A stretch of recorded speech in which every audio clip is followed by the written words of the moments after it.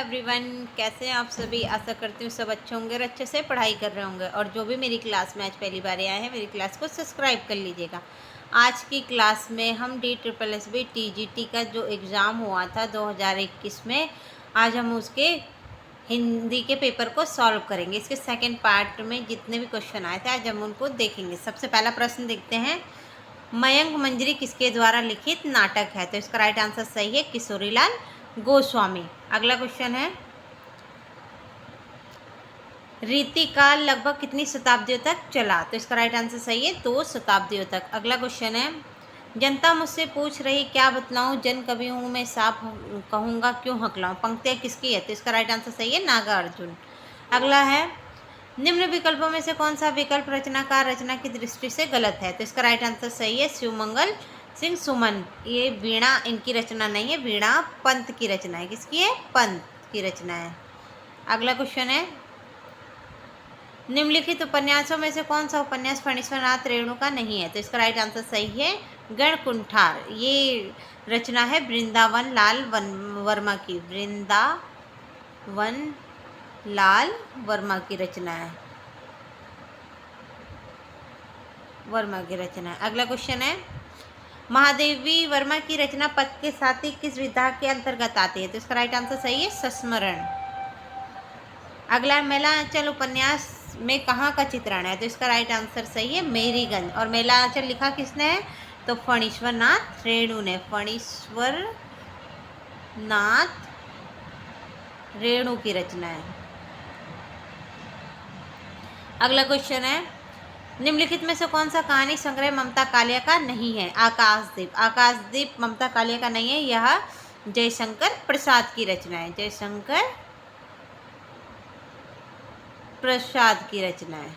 अगला है, विकलांग श्रद्धा का दौर किसके द्वारा रचित है? तो इसका राइट आंसर सही है हरिशंकर प्रचाई। अगला है, हजारी प्रसाद द्विवेदी का प्रथम निबंध संग्रह कौन सा है? तो इसका राइट आंसर सही है अशोक के फूल।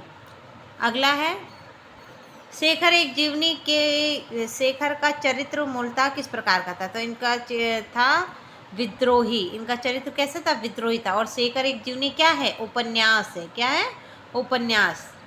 और लिखा किसने है इसे? तो अज्ञेय जी ने।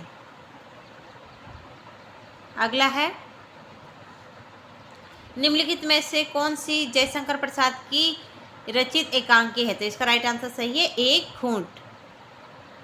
अगला है, रूपक रहस्य नामक आलोचनात्मक ग्रंथ किसका है? तो इसका राइट आंसर सही है श्याम सुंदर दास। श्याम सुंदर दास को हिंदी काव्य में सबसे पढ़े लिखे कवि के रूप में भी जाना जाता है। अगला है, निम्नलिखित निराला जी द्वारा रचित कविता खंडर के प्रति निम्न में से किस प्रकार की कविता है? तो यह एक संबोधन गीत है। अगला है, सिंदूर की होली नाटक किस रचनाकार द्वारा लिखित है? तो इसका राइट आंसर सही है लक्ष्मी नारायण मिश्र के द्वारा। अगला है, चित्रधार किस कवि की कृति है? तो राइट आंसर सही है जयशंकर प्रसाद। अगला है, दुलाई वाली कहानी किस रचनाकार द्वारा रचित है? इसका राइट आंसर सही है बंग महिला। अगला है, आधे अधूरे नाटक किसके द्वारा लिखित है? तो इसका राइट आंसर सही है मोहन राकेश। अगला है, हमारी जापान यात्रा किसके द्वारा रचित यात्रा वृत्तांत है? तो इसका राइट आंसर सही है कन्हैयालाल मिश्र के द्वारा। अगला है, पंचवटी खंड काव्य की रचना किस कवि के द्वारा की गई? तो इसका राइट आंसर सही है मैथिली शरण गुप्त। अगला है, हम दीवानों की क्या हंसते आज यहाँ कल वहाँ चले किस रचनाकार की है? तो इसका राइट आंसर सही है भगवती चरण वर्मा। अगला है, महाराणा का महत्व किसकी रचना है? तो इसका राइट आंसर सही है जयशंकर प्रसाद। अगले है, प्राचीनतम भारतीय शैली कौन सी है? तो इसका राइट आंसर सही है वैदिक संस्कृत। अगला है, खुशबू के शिलालेख कविता किस रचनाकार की है? तो इसका राइट आंसर सही है भवानी प्रसाद मिश्र। अगला है, खरोष्ठी लिपि भारत के किस क्षेत्र में प्रचलित है? तो इसका राइट आंसर सही है पश्चिमोत्तर क्षेत्र में। अगला है, नेपाली भाषा की लिपि क्या है? तो इसका राइट आंसर सही है देवनागरी। और यह हिंदी की भी लिपि है देवनागरी। अगला है, ग्रीक वासियों ने भारत के लिए कौन सा शब्द प्रयुक्त किया? तो इसका राइट आंसर सही है इंडिया। अगला है, निम्नलिखित विकल्पों में से अवधि का सही उदाहरण चुनिए। तो इसका राइट आंसर सही है एक मने के दुई बेटवन रही। ये अवधि भाषा है। तो इसका राइट आंसर बी सही है। अगला है, ब्रज भाषा का केंद्रीय क्षेत्र कहाँ है? तो इसका राइट आंसर सही है मथुरा। अगला है देवनागरी लिपि में यदि जेड और एफ, ज और फ के लिए वर्ण नहीं है फिर भी यह सभी ज्ञात लिपियों एवं संतुलित है, यह किस विद्वान का मत है? तो इसका राइट आंसर है मोनियर विलियम्स। अगला है हिंदुस्तान की एकता के लिए हिंदी भाषा जितना काम देगी उससे बहुत अधिक काम देवनागरी लिपि दे सकती है, किन महापुरुष के मत है? तो इसका राइट आंसर सही है आचार्य विनोबा भावे। अगला है निम्न में से किसका जन्म 1469 में कार्तिक पूर्णिमा के दिन पंजाब के तनवल्ली गांव में हुआ था? तो इसका राइट आंसर सही है गुरु नानक देव। अगला है निम्न में से किस रचनाकार का असली नाम सैयद इब्राहिम था? तो इसका राइट आंसर सही है रश खान। अगला है हिंदी शब्द सागर किसके द्वारा संपादित ग्रंथ है? तो इसका राइट आंसर सही है रामचंद्र शुक्ल। अगला है प्रेमचंद को कबीर के बाद हिंदी का सबसे बड़ा व्यंग्यकार किसने माना है? तो इसका राइट आंसर सही है रामविलास शर्मा। अगला है 7 वर्ष गीत किसका काव्य संग्रह है? तो इसका राइट आंसर सही है धर्मवीर भारती। अगला केशव कठिन काव्य के प्रेरित है, यह किस आलोचक का है? यह कथन किस आलोचक का है? तो इसका राइट आंसर सही है रामचंद्र शुक्ल जी का है। समरसते जड़ या चेतन सुंदर साकार था, चेतना एक विलसती आनंद अखंड घना था, पंक्तियाँ किसकी है? तो इसका राइट आंसर सही है जयशंकर प्रसाद। अगला है नई कविता नाम का प्रचार किस रचनाकार ने किया? तो इसका राइट आंसर सही है अज्ञे। इनमें से कौन सी भाषा देवनागरी लिपि के अंतर्गत नहीं आती है? तो ये बांग्ला।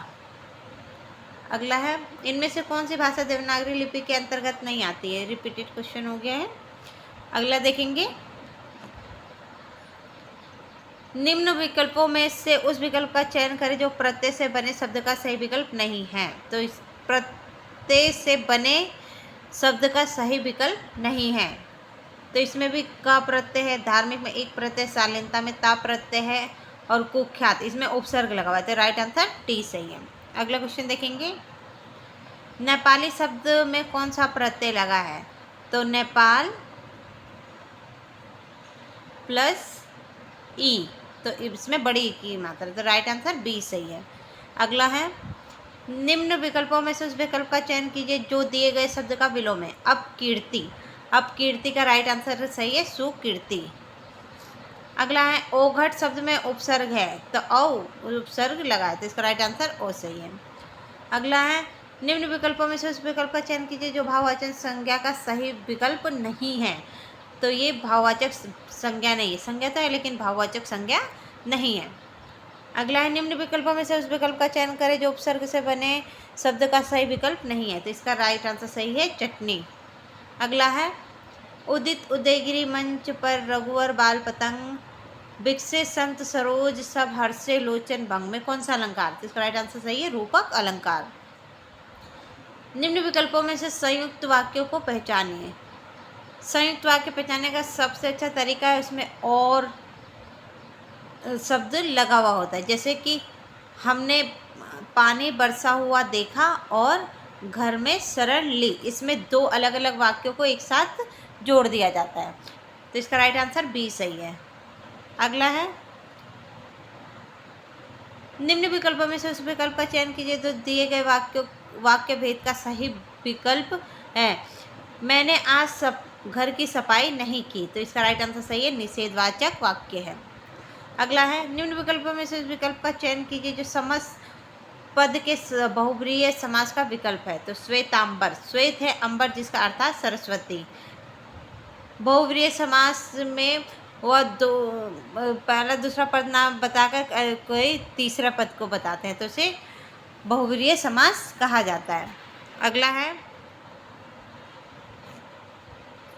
निम्न विकल्पों में से उस विकल्प का चयन कीजिए जो दिए गए शब्द का एक अर्थी है। तो इसका राइट आंसर है अप्रत्याशित।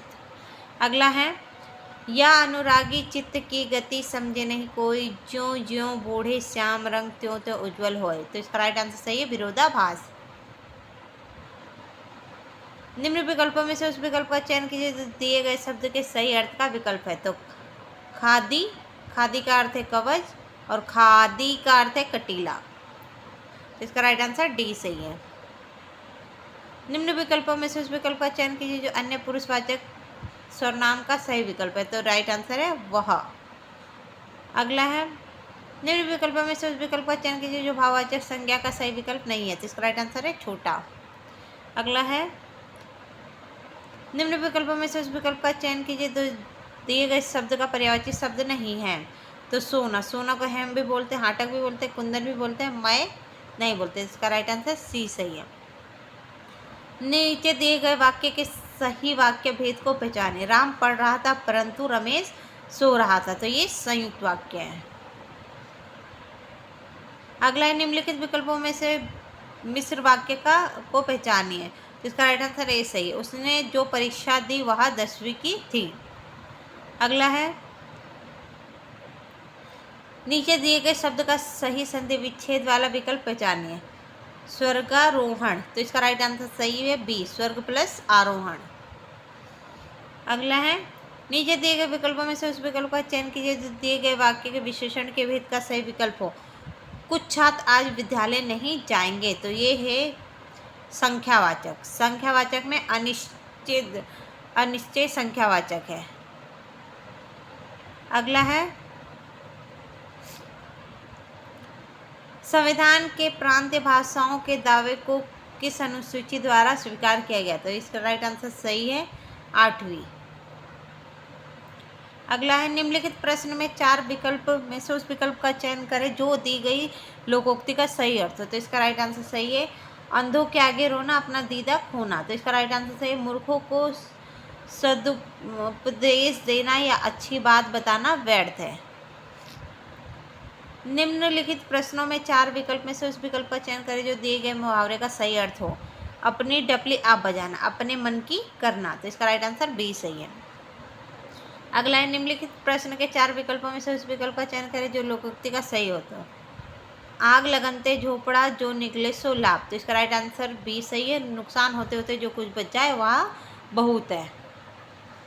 अगला है इस करुणा कलित हृदय में अब विकल रागनी बसती, इस पंक्ति में कौन सा अलंकार है, तो इसका राइट आंसर है बी अनुप्रास अलंकार।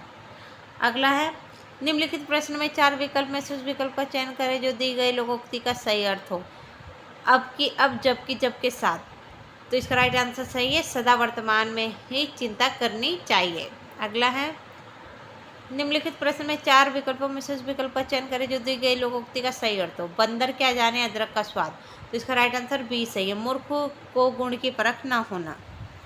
अगला है पड़ी थी बिजली सी विकराल लपेटे थे घन जैसे बाल, इस पंक्ति में कौन सा अलंकार है, तो इसका राइट आंसर सही है उपमा अलंकार। अगला है संविधान के अनुच्छेद के तहत हिंदी को संघ की राजभाषा घोषित किया गया था, अनुच्छेद 343 के अनुसार।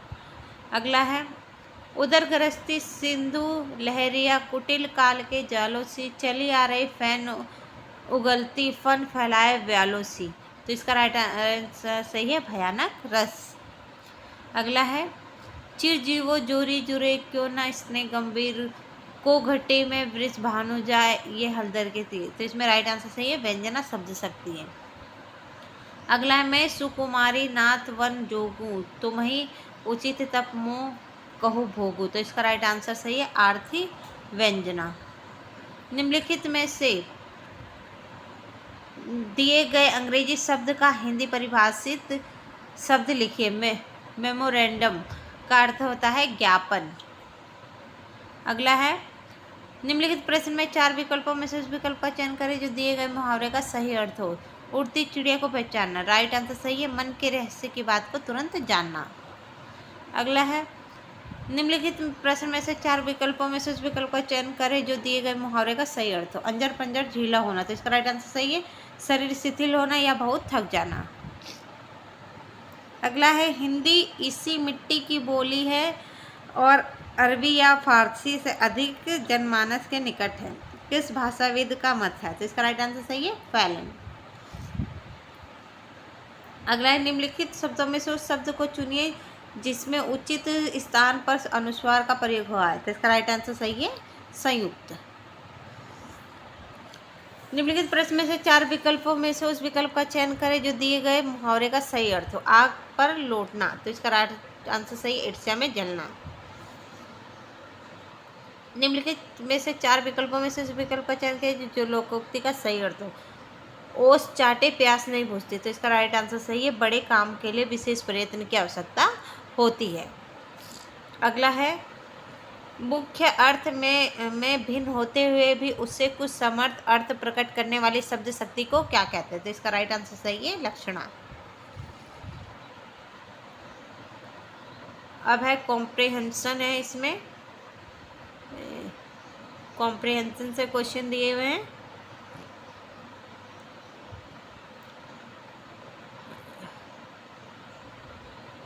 तो हम देखेंगे सबसे पहले डायरेक्ट कॉम्प्रिहेंशन देख लेना आप। हम क्वेश्चन करते हैं, दिए गए विकल्पों में से कौन सा लक्षण का समानार्थी शब्द नहीं है, तो इसका राइट आंसर सही है, अंतिम। अगला है,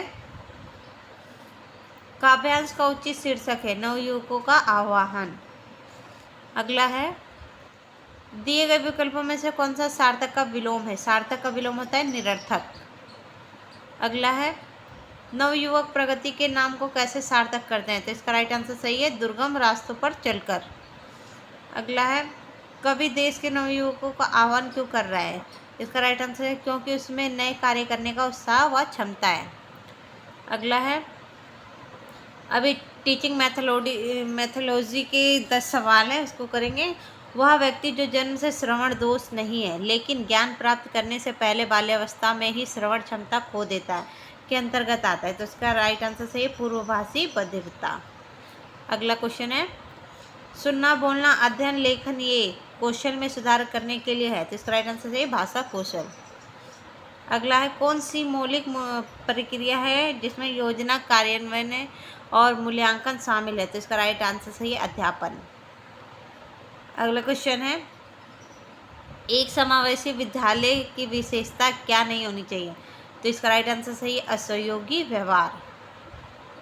अगला है, नीचे दिए गए विकल्पों में से अधिगम वह विकास है जो डैश में आता है, तो इसका राइट आंसर सही है, अभ्यास और प्रयास। छठा क्वेश्चन है, किस प्रकार के उपकरण और तकनीकी कक्षा आकलन में नहीं आएंगे, तो इसका राइट आंसर सही है, खेल। अगला है, निम्नलिखित में से कौन सा भाषा अधिगम का मौलिक कौशल नहीं है, तो इसका राइट आंसर सही है, देखना। अगला है, किस रंग को पुरलिंग माना जाता है, तो नीले रंग को पुरलिंग माना जाता है। अगला है, कला में कौन सा तत्व शामिल है, तो इसका राइट आंसर सही है, कौशल। अगला है, वृद्धि किस को संदर्भित करती है, तो इसका राइट आंसर सही है, संरचनात्मक और शारीरिक परिवर्तन। अगर आपको मेरी क्लास अच्छी लगी और मेरा पढ़ाया हुआ समझ में आता है तो आप मेरी क्लास को लाइक शेयर एंड सब्सक्राइब करें। Thank you.